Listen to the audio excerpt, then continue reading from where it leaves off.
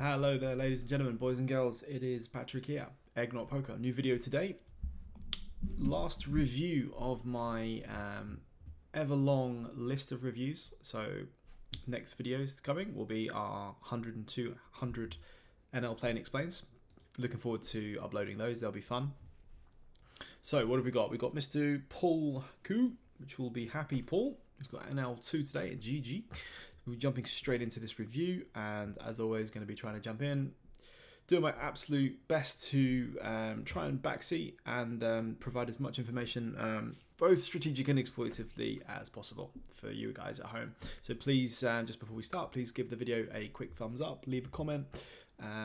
Please subscribe if you haven't already subscribed. Hit the bell icon, and the all the information is in the description below for the my Twitch account, Twitch channel. We are streaming 3 to 4 days a week, trying to get a little bit more than that if I can, depending on my routine.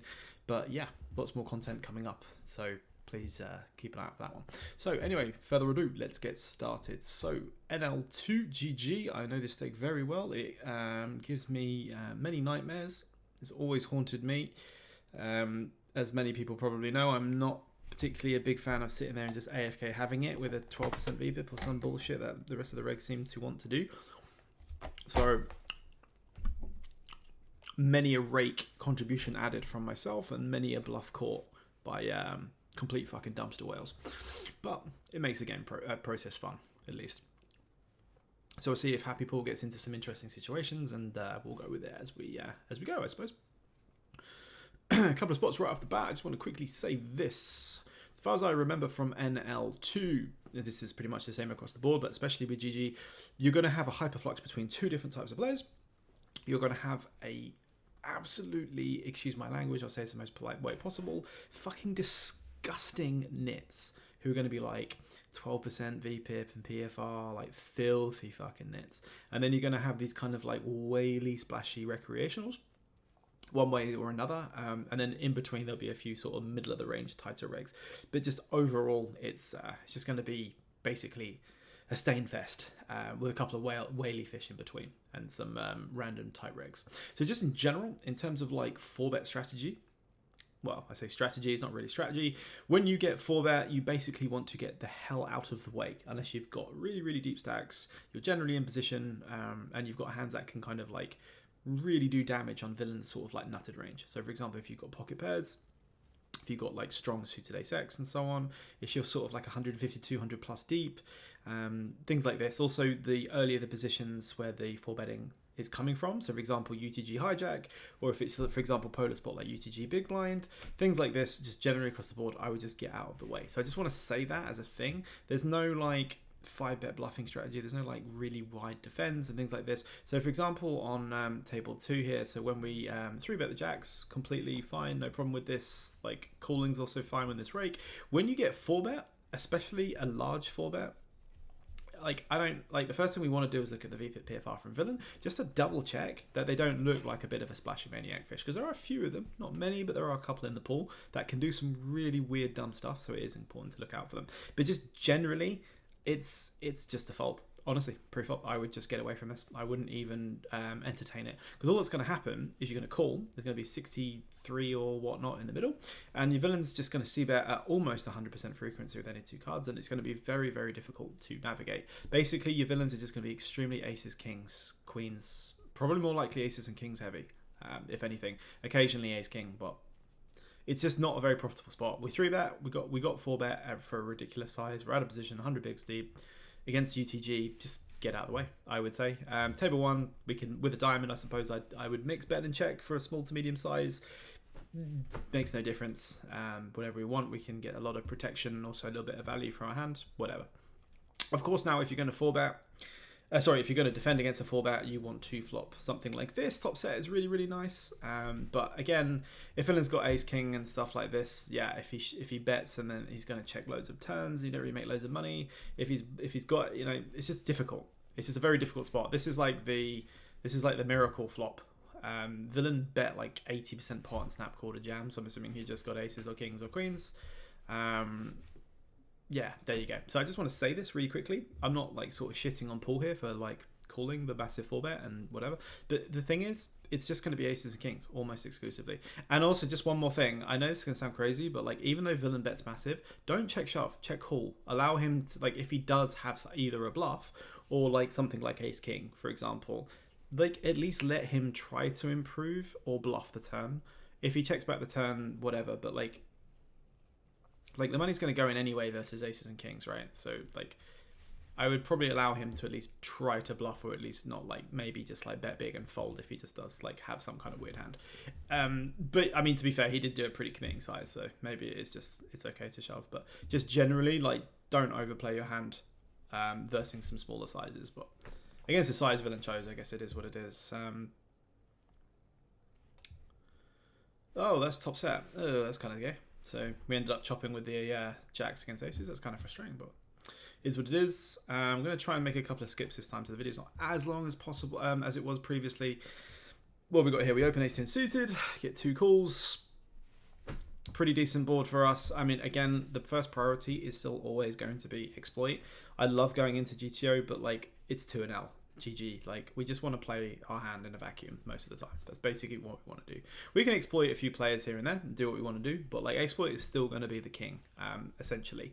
So we've got the nut flush draw. Villains are going to have, like, in the small blind, for example, they are also going to have a bunch of like small and medium pocket pairs under the 8 that are not going to like facing a bet. Villain in the big blind is going to have a couple of hands. We're kind of like, the way I would see this is I would probably just like go for this is the best thing, the way I would tackle NL2 anyway, right? You just go for like a half pot size c-bet here, fold out loads of small to medium pocket pairs with that size, and then double barrel and get calls from worse flush draws, the 9-10s, maybe fold out like an 8 on the turn for like a decent-ish like sort of 3/4 size, and then just check out the river. That's pretty much the way I would play these at these stakes, because what I don't want to do is bet the flop and check the turn, or like check the flop and call the turn, just because it allows villains to have like bluffs and like things like this, and it just makes it more difficult to play.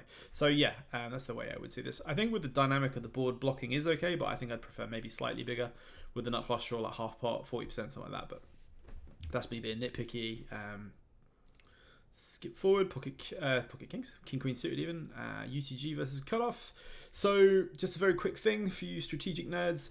Checking out of position to condense calling ranges, cutoff and button, for example, is a pretty high frequency play. However, on king low low, we're going to be c-betting relatively often, probably 60% of the time, something like that. I don't know the exact frequency, no one fucking knows. But you're going to be betting a bit more often here than you would be on, say, like some other textures, like some of the queen high boards and things like this, just because it's a bit better for the UTG aggressor. The only reason we don't do as much betting in theory, just for you nerds who are interested, is just because our range contains hands like ace, well, I was gonna say king 5 suited, but we hit the king. Queen jack off, for example, is going to contain pocket 3, well, not pocket 3s, it's going to contain like loads of kind of offsuit cards that don't just hit the king. So like queen jack off, we're going to have queen 10 suited, we're going to have like more hands across the board, which develops quite a much more wider range, versus the cutoff, who's kind of calling mainly with like strong suited hands, some of the stronger offsuit hands. Like he's going to have king queen suited, he's going to have king jack suited, he's going to have king 10 suited, he's going to have pocket 9s, he's going to have way less of these like weaker, wider opens. He's not going to be flat, he's not going to be flatting a6 offsuit, a6 suited, but we're going to be opening it, etc, etc, etc. But anyway, the king high board's extremely good for UTG, as we've got more kings, ace king, king queen offsuit, and so on. So we do a little bit more betting, but checking is still fine. And then as played, I think I would mainly bet the turn, especially in a world where we're saying, look, really villain's going to be checking back hands below the king, so like 9s, 10s, ace jack, whatever. I wouldn't pot this. I'd just be targeting a pair under the king, just specifically in a vacuum. So I would prefer like 1.5, 2. I think pot's a little bit scary for a lot of villains calling range. Villain is gonna like, let's see what hero chooses. Okay, so just to say it, this size is way too big. We're overplaying the value of our hand, and we're also underestimating how strong the hijack is in this position. I'm not expecting our king necessarily to be beat that often in this line, because I would think villain would probably bet the flop / raise the turn if he had ace king, or if you had king queen himself. I don't think he checks back the flop, whatever. Villain can have a hand like queen 10 suited potentially. Yeah, I think so. Villain can have like Pocket nines, that's about it to have us beat, but there's not a lot of hands. It's not just the hands that are beating us, it's hands that are calling us. So for example, villain's check back range that calls the turn is going to be like tens. It's going to be like jack 10. It's going to be some flush draws. It's going to be some 9-10s that have like rivered a 9. It's going to be like ace 5 of hearts or some shit. Like, it's difficult. I'm not saying we should check, but it's not easy to get called. And the times villain just does have like queen 10 of hearts, or just queen 10 in general, which you can absolutely have, I would think. Pocket 9s or king 9, for example. Just things like this. We're just going to lose. We're going to lose more. So I'd probably go like 20%. I would really go quite small here. Just trying to target those like weaker one pair type holdings, maybe inducing a couple of bluffs, because this hand does very well as a small bet, induction, and a call. So that's what I would do. I'd bet small here. You're going to have a very difficult time getting called by worse. As played. Let's see what villain does. He's in the dank. And he folds. Okie dokie.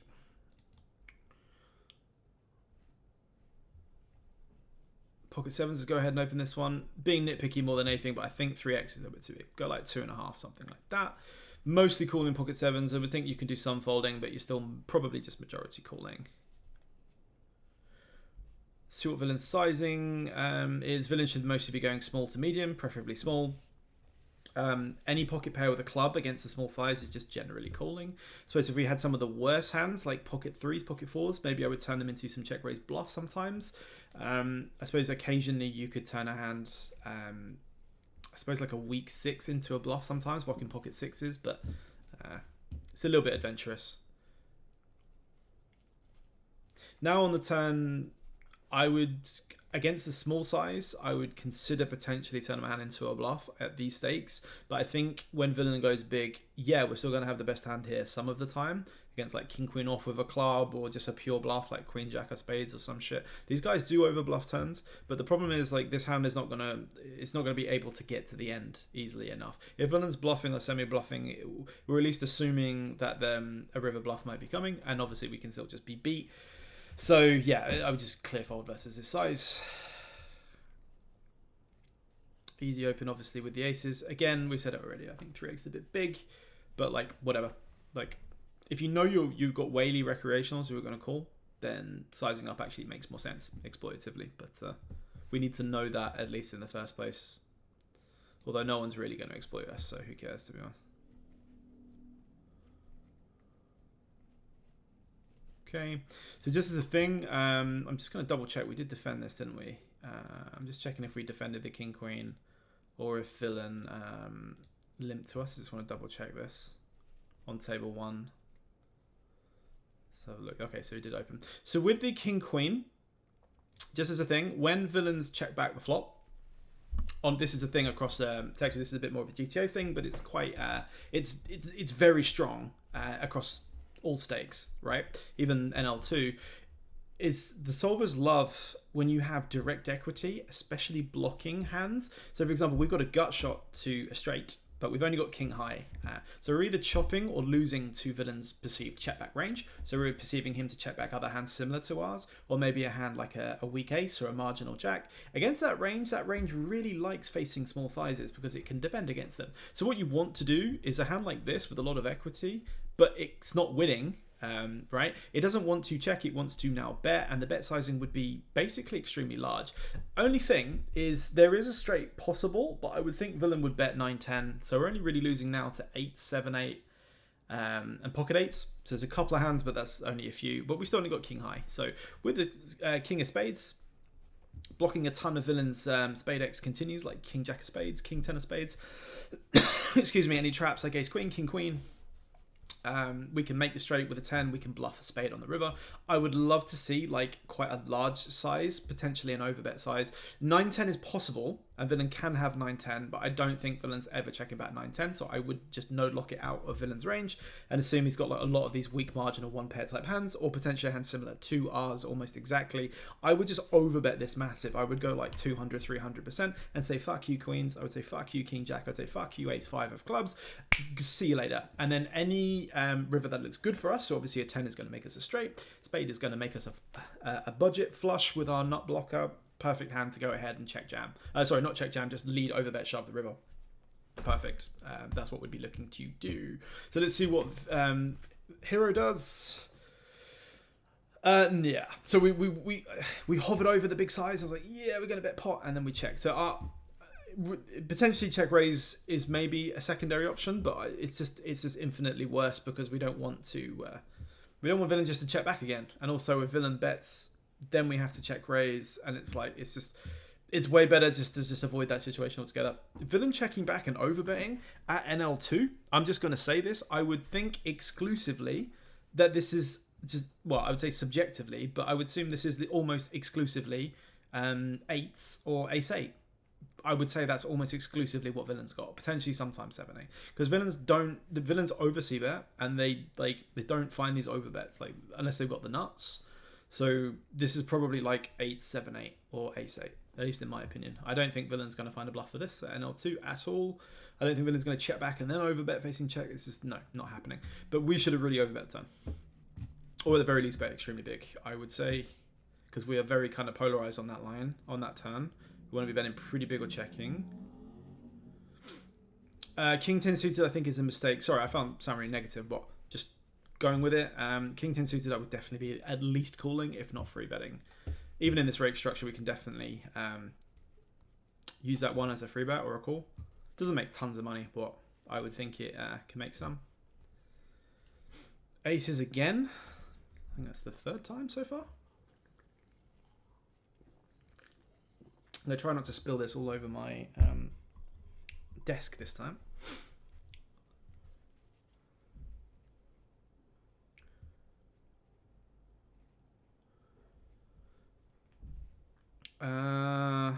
Okay, we tried.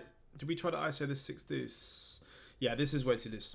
I wouldn't have even opened this even if there wasn't an ISO. The limpers are going to limp call a lot. Also, I don't want to make this like 5x because this guy's got 38 bigs. I would just fold this. This is too loose, I think. I wouldn't be in this position. If I was ISOing, I'd be ISOing bigger, like 4 or 5, and I don't want to be doing that with 6 deuce in the small blind. I think this is just going to go call almost all the time. We do get back raise. That's quite funny. People actually still limp back raise. Like, grow up. Next hand.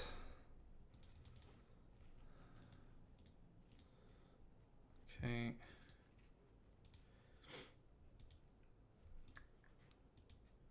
Yeah.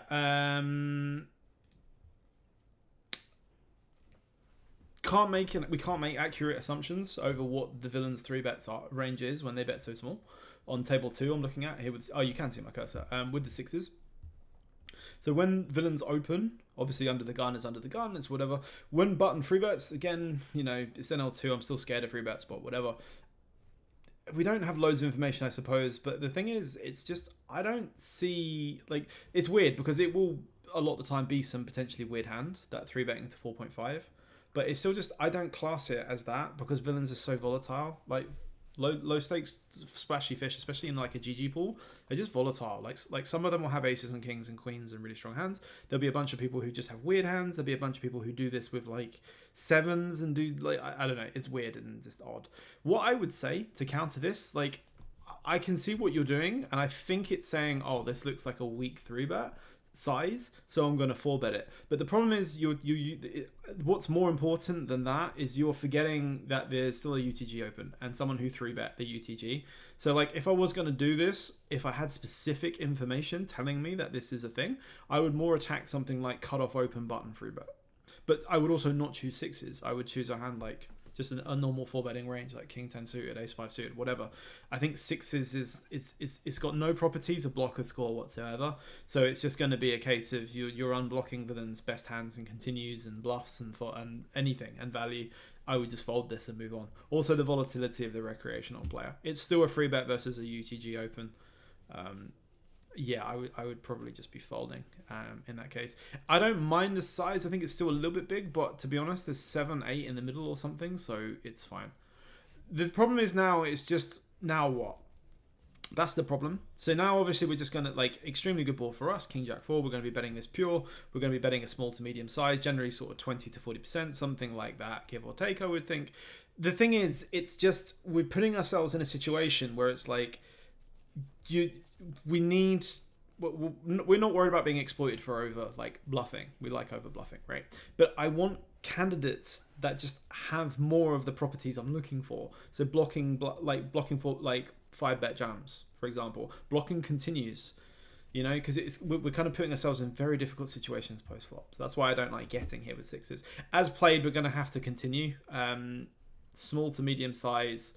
I can get behind this. We do get a snap call from villain. I'll be honest.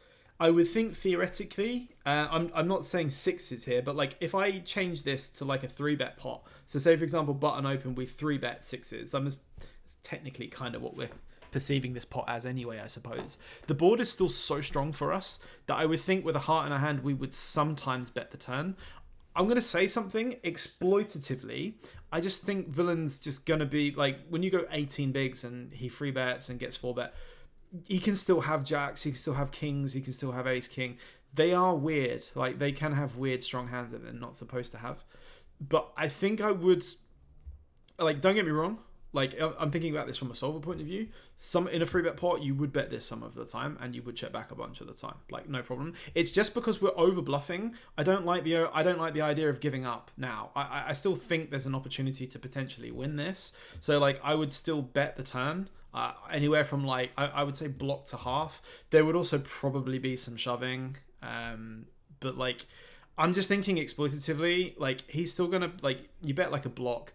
Weird recreational can still just call the flop with like jack 9 of clubs. You can call with like ace 10 of spades. Like we unblock a lot of these continues. I feel like ace king might just go all in pre. So like queens and tens might call 1 and fold. A jack might call 1 and fold. I would prefer to double barrel this. At least. Like I think strategically I quite like half pot. Exploitatively I actually kind of like maybe jam, just because I just feel like there's not enough hands villain's going to call. And also villain can turn flush draws and flop flush draws that we're like kind of technically just about ahead of in terms of equity, that I don't like checking and folding to. I also don't like the idea of checking and him betting like queen 10 or realizing, and then we go back and bluff the river and do all this. I kind of like the idea of just betting again. I'm going to say between like half pot and jam.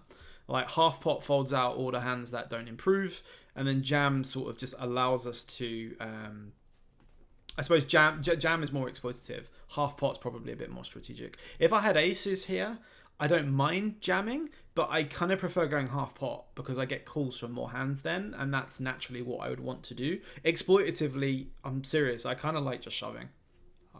It's not a good theoretical play, but I think there's enough hands in this vacuum exploitatively that I don't want. If I'm going to 4-bet this and bet the flop, I'm probably just going to jam the turn and just fold out like jack 10 of spades, fold out like queens, fold out 9s, 10s, things like this. And then if he's got like ace 10 of hearts, like we're doing okay. Do you know what I mean? So I don't think he's got massive amounts of like. I don't think he has enough king jack suited. I don't think he has enough king queen suited. I think ace king probably goes all in. Queens may overfold, like things like this. These are kind of where I'm going with it. I think strategically half pot and then exploitatively jam. You would also do a bunch of giving up, but whatever, right? Like just whatever, I suppose. Yeah, and as played, it's just. I mean, to be honest with you, when you check the turn at these levels, you're very unlikely to get the kind of respect that you're probably supposed to, because obviously you could have a protected check and then go back and bet the river. They're going to assume that you're weak when you check the turn. So like checking and allowing him just to check back like ace queen and diamonds and potentially winning on showdown. That's kind of what I'm looking for. Problem is we can just get bluffed now by like queen 10 and like 5-6 of fucking diamonds. Who knows? Like so, yeah, I would have at least bet the turn probably. So what's going on table 1? Okay, so especially in the GG rake, there is a low frequency call in a slight low rake anyway, but in the high rake there is definitely some calling here with ace king offsuit in the big blinds. I would think you could probably lead here sometimes, but that's going to be a concept probably not studied or explored, so forget that for now. Check calling, yeah, I like check calling. Versus the turn, I was going to say just quickly, because villain's taking a betting line, I like calling because we're just ahead a lot of the time and we allow him to bet worse and we can realize turns. This is a turn where facing turn action, like continued aggression from villain, I don't like calling, because what's going to happen is it's like check, call, check.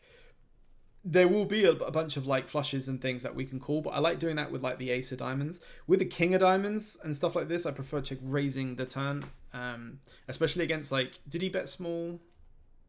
Let's just quickly see. Yeah, against third pot, I'm definitely check raising this, and against this size, I would definitely raise a bunch of my flushes for value to get some more money in the middle. I would do some trapping also, but would want to get some money in here with a lot of the medium-sized flushes, and then the nut flushes, kind of the ace of diamonds wants to realize and not get binned, because it can also do some river bluffing, or get there against flushes now rather than get raised and binned and whatever. The king of diamonds blocks a bunch of flushes, but it also I think ace king's less showdown, honestly, compared to when villain bet. I think he's just going to check back a pair. I think he's going to maybe bluff the river. I don't like the idea of check, call, check into raise. I think just check, call, check, raise is the best option. So I would definitely raise against this small size. Make this like 12, something like that. Because the only problem with check, call is now it's just going to go check, call, check. And now villain, I mean, yeah, the jack's kind of scary, but like villain's going to do tons of checking back, potentially bluffing. I'm trying to think what I'd want to do now against this size. I'm being honest. Like, there is obviously still opportunity for villain to bluff. Problem is, this board's now paired, and we don't have the nut blocker. I suppose the second nut blocker is still relatively credible, but this guy's bet quite big here. I think I would have just preferred to... I think as played, I'll fold the river.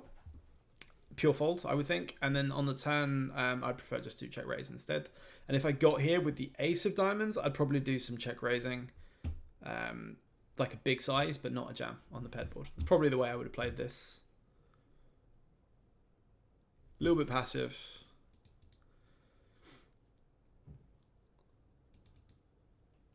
Okay. Ace-X suited, so we 4-bet this one. So facing the 3-bet, we do definitely have 4-bets, like a decent frequency. Excuse me, again, high rake, we can have calls, but 4-betting is still pretty decent. I'll just say it again though, this is like, I'm not as thrilled with finding the super aggressive 4-bets, because at micro stakes at this level, like NL2, NL5, just because, I mean, I know I do some 4-bet and even 5-bet bluffing on 5 and 10 so far on the stream, but I'm just doing it for, like, I'm doing it to piss about and try and show a bit of action. But generally, like, I would be, it's unnecessary. People's 3-bet ranges against the early positions are just inherently very strong. You don't, and if they do have weaker hands than ace-jack, you don't really want to filter them out. You want to keep them in and dominate them. That's the way I would say it. Against the tighter, weaker players, I would probably just call this for this ridiculous size and just play post-flop. That's probably what I prefer to do.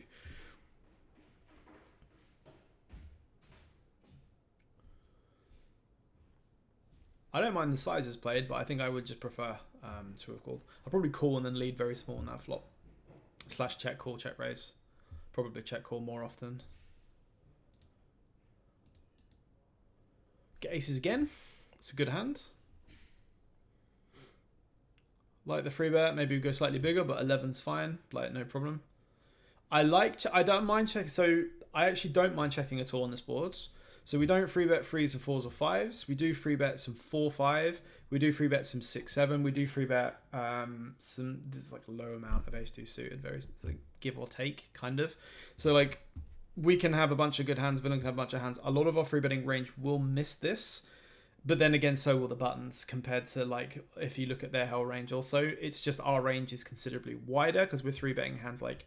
I mean, it's weird because, right, in the Monopoly, we have more, at least theoretically, we have more aces, obviously. We have more kings, obviously. We have more queens and jacks all the time. We have more 10s because villain can have some 10s. Reality will be a bit different to that. But we also have more 9s and then so on and so on. Then the middling pairs, he's going to have more sets. 3s, 4s, 5s than us, but we're both gonna have 6, 7. We're both gonna have ace deuce to some extent. I suppose we probably have slightly more, but just in general, like, he's doing okay on that board. So I don't mind checking here a bunch. I don't mind betting pretty small either, like a kind of small medium size. I think Complex really prefers like really small. I think it's like 1.5 and shit like this, like really sort of like. It's gonna sound really funny, like really dumb small sizes, just because you treat these like lower boards as like monotones in a way. You treat them as like small to medium and check, essentially.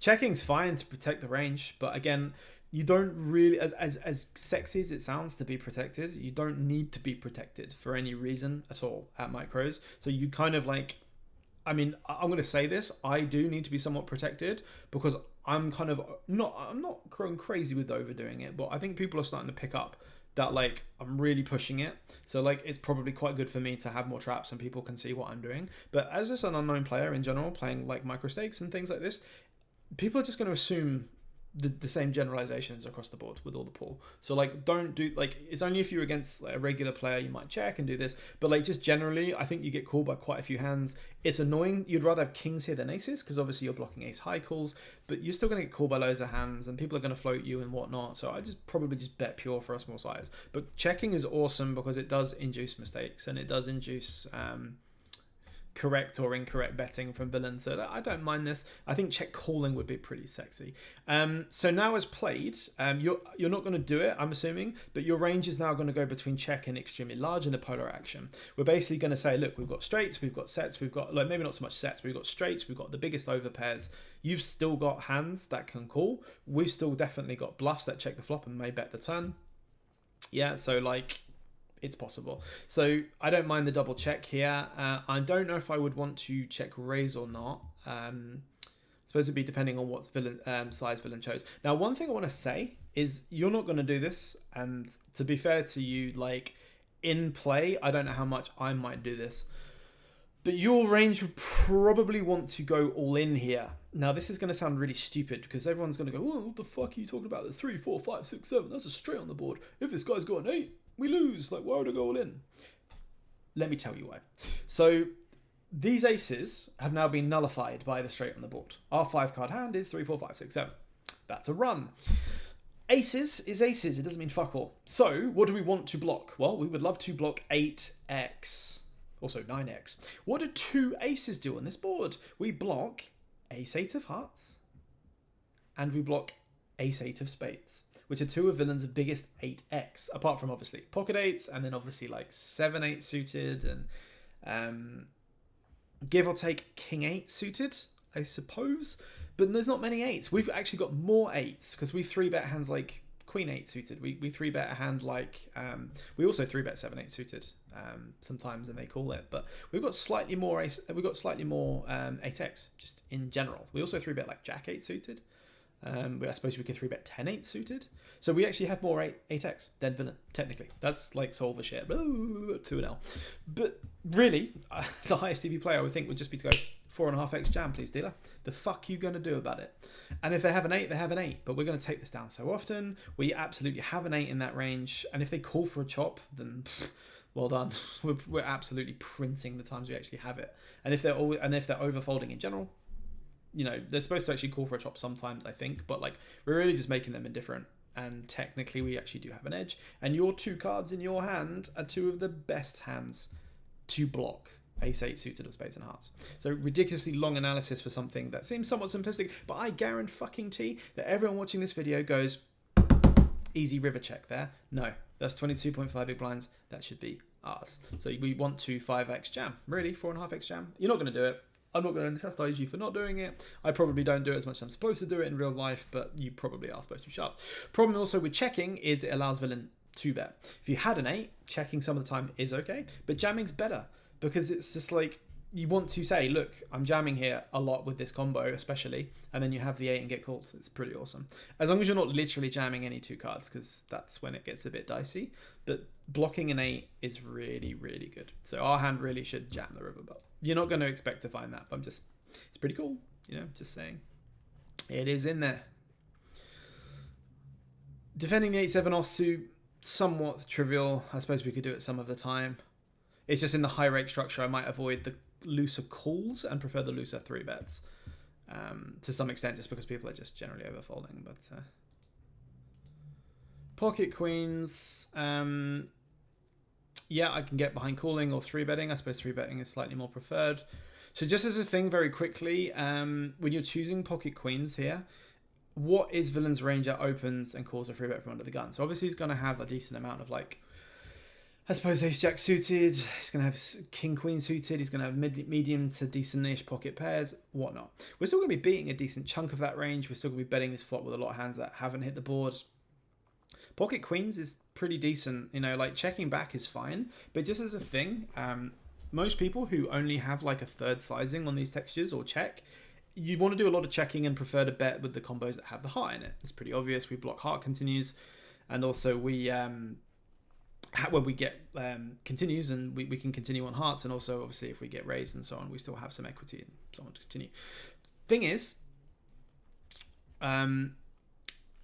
if you explore sizings in terms of c-bets, you'll actually have a lot more small c-bets. And when I say small, I don't mean like block. I mean like 10%, 20%, like those kind of sizings. So for example, if you explore sizings here like 1.5, you can like 10% the flop, you can 10% or 20% the turn, and then check back the river, and you still get calls from hands like pocket tens, pocket jacks. If you block the flop, it puts you more into a stalemate on the turn where it goes check, check, and then it opens up potential action from villain on the river. But like betting it ultra small, protecting range, so you may have like queens in that 10% range, you may have jacks, you may have kings, and then you'll have hands like the strongest ace X some of the time. So like aces, really, ace king sometimes. Protect, and also some of the weakest ace X will also be in that sort of 10% range. So you'll have very, very, very strong polarization, and that allows you to also bluff hands that are unblocking folds from villain also. So for example, you can have like king 10 of diamonds, and then villain will just have like a hand like king queen of spades and stuff, and he should really just fold with two unders and no backdoor flush draw. So interesting to explore, but very, very, very small sizings and check. I don't mind either. After checking back the flop, it's okay to double check back, but I actually think against check check we should really be starting to explore some value. A delayed c-bet here for about 30-40% would be pretty nice, just to generate a little bit of value from draws and like hands like pocket tens, pocket jacks that aren't going to fold. Don't mind going back and betting the river. Yeah, I actually don't mind sort of 2/3 sizing here, give or take. I think against triple check we're just likely ahead, but it's very difficult. Again, like I think we should go big, but I don't think you get the call because I think villains are going to put you on big pairs. But I don't know. Maybe you do still get called by like whatever, any pair under ours. You never know. King 5 suit, I definitely would have opened that under the gun. It's not a pure open, and it's a neutral open, so you're not really even expecting to make money from it. But I would, you can run these cans over. Like I would definitely open it. In this one, pocket kings table 1. Okay, yeah, 3-betting kings, pretty standard. I actually think there's a very small amount of call, but we are still preferring 3-bet. NL2 just 3-bet clearly. Monotone texture, we don't 3-bet 7s very almost ever. Low frequency 3-bet with 9s, I suppose. Jacks we can kind of go give or take. We're gonna have more of these offsuit combos in our range, and the hijack's going to be a little bit more condensed with their range. Their calling range is more condensed at pairs and suited hands, whereas ours is going to be a bit wider with a lot of offsuits. I don't mind checking. I don't mind betting extremely small between one big blind and say half pot. I think all options are on the table. Kings with a diamond exclusively, like it can do whatever it wants. Really, you can get value from ace jack, you can get value from queens, you can get value from like. It's difficult because the ace X of diamonds is usually just a flush, so we're looking at like ace jack, we're looking at queens, things like this. Checking would also be fine. I don't mind checking on this texture some of the time. I think just a really small sizing is preferred. We do get raised. Okay, I just want to say something. So like, I don't want to skip ahead too much here. Just want to say something really quickly. If like from a solver's point of view, like kings with a diamond is basically going broke because it's assuming that hands like pocket threes with a diamond are check raising and will be going all in by the river. It's assuming that villain can have some different types of holdings, like pocket queens with a diamond may check raise. Things like this. I'll be honest with you. I think when we get raised, especially in like 3-bet pots. I mean, don't get me wrong, like villain, like as a mistake, villain could just have like ace king or ace queen off with the ace of diamonds. So like there are hands, like we're never folding, right? I'm just saying we're never folding. But I'm worried right off the bat from the raise. I kind of feel like it's almost always just a flush, like almost always. So I'm just saying against certain player types, Yeah, I'd be very careful and cautious with what they choose. Like, for example, if villains have queens with a diamond, that they don't 4-bet ever, and then raise flop with, or if people overcall like ace queen and don't 4-bet ace king as much and have the ace king with the ace of diamonds, we're obviously doing better against certain player types. But I'd be very careful. This guy's got a 7 VPIP. We haven't looked at his hands yet, but I'd be kind of cautious. We can't go anywhere, but I'm just saying if this guy was to like pot the turn or jam, I don't know if I find an exploit fold against like certain players in the pool, but generally you're kind of just going broke with it. 7 of spades we're not thrilled with, because if villain did have a hand like 9 sevens or jacks, we now are drawing dead. Well, somewhat dead to 2 outs. I think against half pot, I'm trying to think what solver would prefer to do. I suppose kings without a diamond probably just jam it in for protection. Kings with a diamond probably shove/call. I suppose you could do anything. I'm just thinking, fuck la. We're looking at La La Land NL2. I'd probably call and then call rivers rather than just it specifically shove. But I mean, if he's semi-bluffing this size, he's not going anywhere anyway. It's just things like this. I am kind of worried. Like, I'm actually surprised at. I'm surprised the villain had top set here. I would have expected this to be more like ace 10 of diamonds, something like this. That villain raised the flop with. Just because when the board pairs and he still starts sledging, whatever, who fucking cares? There's nothing wrong here. It's just I'd be cautious against certain player types. Is all I'm saying. Obviously clear. ISO with ace king suited. What's happening with ace 10 of clubs? Let's have a look.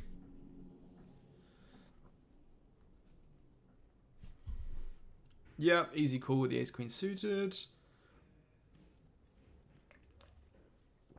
Depending on villain sizing is what we want to do against it. So just very quickly, want to scroll this back.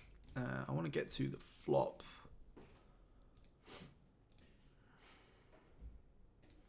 We'll let it play out until they bet, because I just want to see here.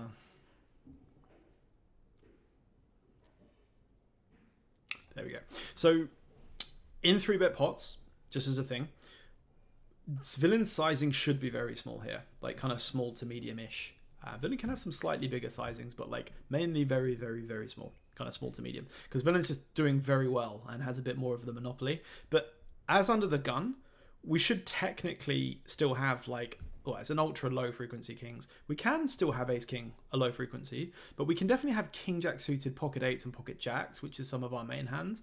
So we do want to find some raises on these boards. We would do less raising on like a naked king x board, for example. But king jack 8, we absolutely can do some raising, because we don't want villains just to be able to 3-bet, say ace 5 of like spades, bet the flop and then put loads of pressure on turns, and we just kind of get run over long term. So when you check raise some of those 2-pair/set combinations, maybe occasionally ace king, ace queen of clubs, ace queen of spades, ace queen of diamonds makes a pretty good combo. Ace queen of clubs is better than spades actually, because we also block some like king queen suited, which is quite nice. That's one of the hands villain hasn't the top of his value range, or doing very well in his value range, that we could potentially want to block. So when we check raise and have some sort of semi bluffs, a hand like ace queen of clubs makes a pretty decent candidate, a little bit more so than 9-10 in a way, because 9-10 is unblocking a bit more of the value range, and also check raising 9-10.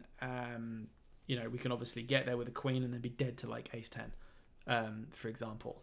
So trying to think, queen ace 10, yeah. I wasn't sure if I was talking about my ass there. But check calling is also completely fine to realize, but check raising is also an option. So consider it some of the time when villain chooses a small size. Queen 10 suited we shouldn't have, really. And pocket 9s we shouldn't really have either. So this 9 is, if anything, better for him. If he's just betting his range, he's going to have a hand potentially like king 9 suited. I suppose he could occasionally have queen 10 suited. And then he can have like, what was I going to say? Pocket 9s, king 9. So this is better for him. I'd probably just be check folding now. I wouldn't be leading. Easy 3-bet with king queen suited. All right, yeah, so very some big easy fold there. Just again quickly, king queen suited we should just be 3-betting for clear value. King queen off is one of our strongest offsuit calls. up there with like ace jack, ace 10. I don't know, ace jack 3-bet some of the time. These suited variants should be 3-betting a lot because they can withstand 4-bets. We're in position, we've got a really good hand, we're dominating a lot of hands, we're doing well against hands that can call. We're not really 3-betting enough. Also, if you start following a correct strategy, which is 3-betting very polarized and very wide, king queen suited, we need to be 3-betting more hands that are actually quite good to supplement that range. So king queen suited makes a nice 3-bet there. So I would have preferred a 3-bet. Let's have a look what happens on the flop. We do flop top pair second kicker. Yeah, I actually really like on this like dry king 9 texture. Just as a thing, you are mainly so on these textures that favor the small blinds. I suppose you could do one of two things. So just as a thing, we kind of 3-bet 9s a lot. We definitely 3-bet kings. Obviously, we definitely 3-bet ace king. So our best king here, our best hands are 3s, 9s, king queen, king 9, king 3. So we do have a couple of hands. So overbetting actually isn't terrible. I actually prefer overbet or check, and I think your hand definitely wants to bet because I would have some gut shot type hands here that would definitely bet. I suppose I could definitely have some like ace 4 of clubs sometimes, but I'm mainly looking at sort of blocker score hands with less showdown value with a direct straight draw. King queen of clubs is just doing very well. I think overbet is actually pretty sexy. I'm just saying, like, I would think you're probably like, if the board was like king X, ace X, things like this, you bet very small. But I think when the textures are like this, if we're going to bet, we want to bet polarized. So I actually prefer kind of like overbetting. And king queen suited is just clear value against villain. But yeah, we've gone for a very large sort of close to pot size. I can get behind that. I like that. We do turn second pair. Second pair. We do turn top 2 pair. So sizings. I'm trying to think about this one. So just give me a second. So how did this one go? So this is a single raise pot. So villain raise, we just called. We bet pot on the flop. I'm trying to think about this exploitatively only. Because villain didn't bet the flop, he check called. I'm a little bit more scared of hands like pocket queens.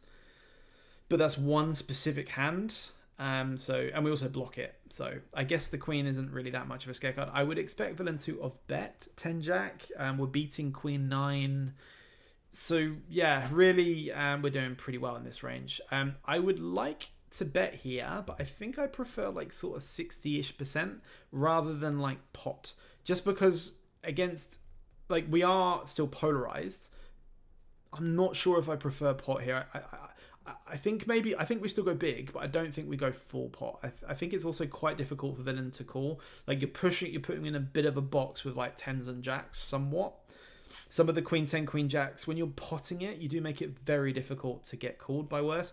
I think I like up to like 80%-ish as the biggest size. I think 17's a bit too big, but I mean, whatever. It's just, it makes it very difficult for villain to want to call. That's all. We are still very polarized, but the queen is still relatively scary, just in case villain does check call a gut shot. Just in case villain does have queens in range, which they absolutely do. Villain can still be trapping us from the flop anyway. I think I like really big, but not pot. Sort of 60 to 80%, something like that probably is better. Opening ace jack, yep, I would probably just downsize to 2.5. I don't mind calling with ace 4 suited. I think I prefer 3-betting, but in your rate, calling is probably completely fine. Okay. Oh my goodness, there's lots of hands here. Okay. So just a thing on table 1. Against a small blind condensed range, this guy's got 50% VPIP, so none of this makes any fucking sense, but just theoretically, we are somewhat scared. We are somewhat scared of the condensed range. So we obviously have 3 7s and 8s. We obviously have 7 8 suited, and then we've got all the best overpairs. So we're not scared as in like, ooh, we're scared of their range. We have all the best hands and more than them. Problem is that they have a very condensed range. So their calling range is very constricted and quite strong, and it's, well, not nutted, but strong, and it's got loads of like medium pairs and things like this in it. So what I would say is when we want to be betting, I'd say like kind of like a medium size and check is fine. Ace jack though is enough showdown versus like king 10 of spades, for example, versus like 9 10. So like if I was gonna bet this, I would probably bet it with like the ace of diamonds, and then add it into that betting range some of the time. But it's still decent showdown to some extent. If you had a hand like ace 5, it's not so much showdown and prefers to bet. Especially if you've got a hand that, you know, had a combo that has like a big diamond in it, like the ace of diamonds, for example, also. So like, I would think this hand does a decent amount of checking with some betting. Is what it is. Queen of diamonds, this is us. Villain's leading is interesting. I think villain's probably supposed to check here because we've got the monopoly on like queens and things like this. But again, condensed range, we're going to have... he's going to have way more flushes as a condensed range compared to all of our range is going to be flooded with loads of offsuit combos and things like this. So we do struggle to always call. Against his kind of weird half pot lead, I would say that we probably just call and try and realize. Maybe attack rivers if villain checks. Or even just check down if villain checks turn. He may just randomly stab here and then give up river. So especially as a fish. So I would just call though. I don't want to raise and get re-raised in just with one betting line. And with the 7 here, like villain's not folding a queen. He's not folding an 8. I don't think we get many folds. If I was going to bluff, I would prefer to have the ace of diamonds really. Or like a hand that contains like the nut or second nut blocker. This, I think it is enough showdown value, theoretically. Exploitatively, I could go either way. Against a 50% VPIP guy, this guy absolutely stabs his entire range and then gives up river, so I would definitely check this back. I understand why we're betting, but I think it's a mistake in this line. I think also against a Whaley recreational, he's not folding any piece of the board. I don't think he gives us that much credit. If we had a flush, we would have raised. We could represent a queen, but I just don't know if these boys really like folding. Anyway, let's see what happened with the ace-4 suited. We called pre. Let's have a look. I'm assuming this went check, check. I don't mind actually leading the flop, but again, that's something for another day. Betting turn, I'm not thrilled with. Our hand just... Our hand is too weak / too strong to go for to go for a bet. We want weaker hands than this, and we want stronger hands than this. This is turning our 4 into a mergy bluff, which puts us in very difficult situations if we get raised, and if the river is going to be very difficult to play also. So I would have just preferred a check, to be honest. Now we just have to fold, really. See, we've just... This bet doesn't really accomplish anything. This is a kind of like, don't know where I'm at, I'll bet and see what happens and then, move on. But you need to understand what your bet is accomplishing, and it's not really looking to do anything. You just want to check and get to the river. Maybe a 6 or something's a bit better, but still, this queen, man, it's this queen that's scary. So I'd be checking there. I'm going to close this up in a couple of minutes, probably not another 1 or 2 minutes, and then we're going to do the second part. So... We found the ace-8 suited. I would think there is some leading, but not tremendous amounts on ace-8 deuce. We don't really have ace-queen almost ever. We never have queens. We do 3-8 some of the time. I would think we check raise a lot of the hands that we'd want to raise with. So like developing a donking range, I would think you probably could have a very small one. I prefer to do it on like a 9 high board or just like lower down boards that are more connected on there and without flush draws personally. I don't think this is a mistake, but I don't think it's probably approved. Exploitatively, you're betting middle pair and villains are going to be very attack heavy versus the very small leads. So I'd probably just prefer to check, allow them to bet their entire range and make loads of really capped weak turn checks and go from there. That's probably the way I'd prefer to see it.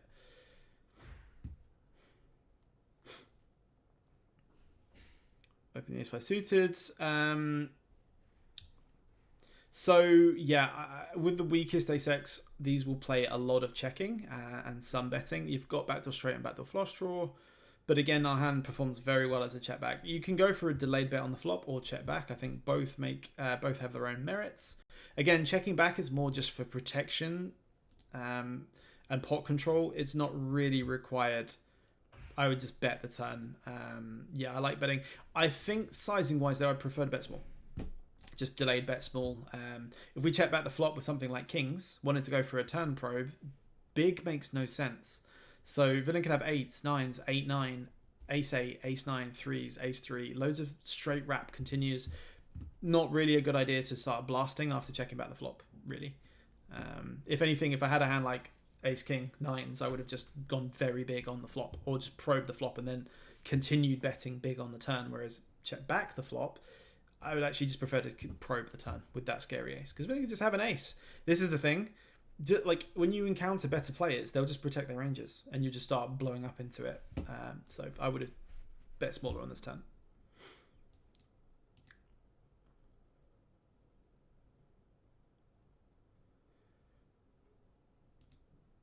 Opening ace jack off. Okie Jack 9 suited, yep, lovely open there. 8-5 suited, yeah, I'd be folding that one. We have a set on this one. Do defend threes, yep, happy days. I think there's like the tiniest smidge of 3-bet. I would only call threes though, personally, especially the micro pulls. Facing bet sets, we just want to be raising directly. We're going to be having tons of semi-bluff raises and a bunch of floats and stuff, but threes is just going to be into that kind of polar range. We want to be raising some hands like some gut shots. We want to have some like 4-5, some like 5-6, things like this. We could, pocket threes is definitely a hand I want to be raising for value, clear value. I like the size. You could go slightly smaller. You could even go slightly bigger. This is a nice size though. This is, we just want to be going pretty big. We're saying we've got some draws. We're saying we've got a set because there aren't any 2 pairs here. We've got 2s, 3s, sometimes 9s. Got a bunch of gut shots, a couple of random kind of combo draws, maybe a flush draw here and there. And then we have a bunch of sets. Pretty much. So yeah, I like raising completely. If we're not raising threes, we don't really have anything that we're raising, essentially.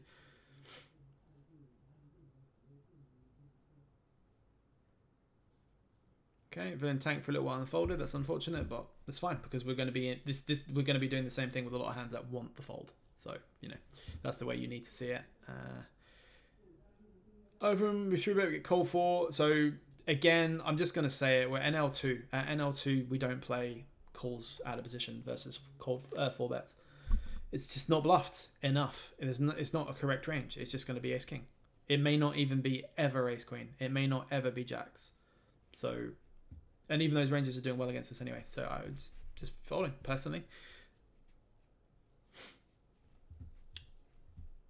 A few more hands, maybe 1 or 2 more hands, and we're done. Queen jack suited. We open this one. We get the 3-bet.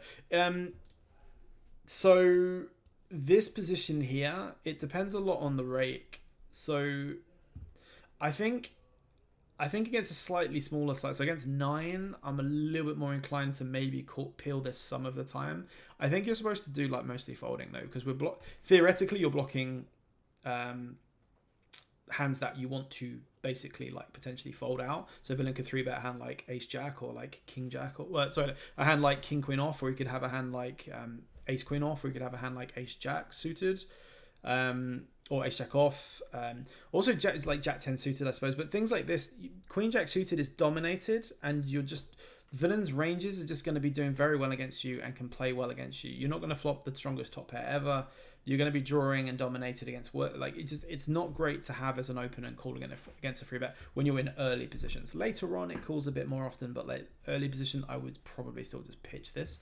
You are getting a slightly better price. You are in position, and you are not deep, but a little bit, like, you've got 124 effective, give or take. I'd probably still just pitch this though, because I don't really want to get here.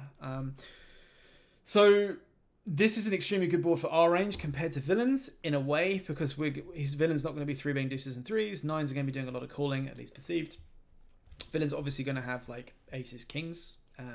We're going to have jacks and queens and 10s in our range. You could occasionally have kings, but not very often. Basically, like against check, the way you want to see this is more our range as the defender than the 3-better. Also, our range is more condensed. His range is wider. He should be doing a bunch of checking and then going like half pot, 2/3, 3/4 pot, that kind of thing. Facing check, strategically, this hand buckets into a massive want to fucking bet. Definitely want to be betting loads of the time because we've only got queen high. We block queens and jacks. It is a bit annoying to block like king queen of hearts. It is a bit annoying to block like ace jack of hearts, but we don't really care about that in the sense that we've just got queen high and this board is not terrible for our range. So I would bet this in a 3-bet pot for a very small size, like 10%, 20%, 30% is like my peak size. Like I'd like 2, 4, 6, that kind of size. Bet and attack ace highs, and he can just check fold like king queen of spades, ace 10 of spades. That's what's supposed to theoretically happen. Don't go massive, just go small. And definitely queen high needs to really bet. I think so. Definitely bet. I would think there is some check, but for the sake of it. But exploitatively, these checks are not protected. These checks are way weaker than any solver's ever going to want them to be. So their checks are going to be so ace high heavy. He's just going to have so much ace king and go, I've got showdown value, I can't bet here ever because I've got ace king. All I'm doing is making worse hands fold. So all the cunt's going to do is he's going to check and he's just going to fold. And all his value range is just going to bet, and we know exactly where we're at. So that's the thing. That's why you don't just bet all the time and check all the time. Ace king is subjective to showdown value. Showdown value is subjective towards the type of pot. If it's single raise pot, ace king does pretty well on showdown. In a 3-bet or even a 4-bet pot, ace king is not as much showdown, really, compared. Even ace queen is not a lot of showdown in a 3-bet pot to some extent. Anyway, we picked up an open ender. I would definitely be betting the turn, but again, for a small size. Just for a small size. All we're doing is trying to fold out like ace queen of diamonds. That's all we're trying to do. You know, if it calls, it calls, but we just bet the river for a small size also. So definitely bet the turn. Whoa, tidal wave. Too big. If villain has a trap, we just put 16.5 in. If he's got a range that's going to fold anyway, like, you know, ace jack of spades, for example, it's going to fold for a small size. And if it doesn't, we'll fold it out on the river. So, yeah, way too big.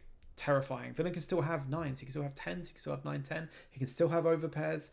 Like, he may have turned out, like, equity as well. Imagine he's just got queen jack of clubs here. That was going to check raise the flop, and I would check raise as a turn. So, yeah. Anyway, yeah, so we'll finish on that hand and then we'll move over to part 2. So please like, please comment, please subscribe, and I will see you in the next one. Goodbye.